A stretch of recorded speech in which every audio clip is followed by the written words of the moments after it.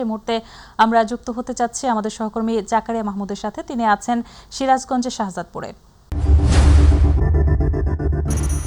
ত্রয়োদশ জাতীয় সংসদ নির্বাচনের শেষ কেন্দ্র করে কিন্তু নির্বাচনী যে প্রচারণা সেটা কিন্তু আজকে প্রায় শেষ পর্যায়ে এবং আজকেই কিন্তু শেষের দিনে নির্বাচনের এই প্রচারণা কিন্তু শেষ হচ্ছে এবং এর ধারাবাহিকতায় আমি একটু দেখাতে চেষ্টা করছি যে শাহজাদপুর এই আসন, সিরাজগঞ্জের শাহজাদপুর যে আসনটি অত্যন্ত গুরুত্বপূর্ণ একটি আসন এবং এই আসনটিতে কিন্তু মোট ভোটার সংখ্যা রয়েছে 4,80,509 জন এবং এই আসনটি কিন্তু একটি শিল্প এবং তাঁত শিল্প এবং কৃষি সমৃদ্ধ একটি অঞ্চল হিসেবে কিন্তু অত্যন্ত গুরুত্বপূর্ণ এবং প্রার্থীরা কিন্তু তাদের যে প্রচারণার মাধ্যমে বিভিন্ন প্রতিশ্রুতি দিয়ে যাচ্ছেন এবং আজকের সেই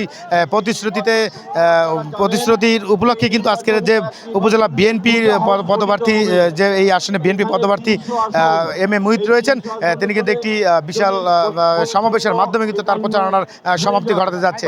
তো আসলে আপনাদের একটু দেখাতে চাচ্ছি যে আজকের এই বিশাল জনসভায় কিন্তু ইতিমধ্যেই বিভিন্ন ইউনিয়ন থেকে নেতৃবৃন্দ এখানে এসেছেন এবং তারা কিন্তু যেমনটি জানিয়েছেন যে প্রার্থীর যে প্রতিশ্রুতি সেই প্রতিশ্রুতি মাফিক কিন্তু তারা এই সভাস্থলে যোগ হয়েছেন এবং তারা ধানের শীষ প্রতীকের সমাবেশ স্থলে কিন্তু এখানে যোগ হয়েছেন।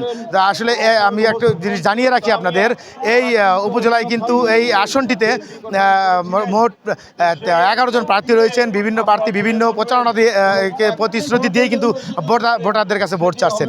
তো আজকে এই ছিল আমার কাছে নির্বাচনী সর্বশেষ প্রচারণার সিরাজগঞ্জের শাহজাদপুর পাইলট উচ্চ বিদ্যালয় মাঠ থেকে।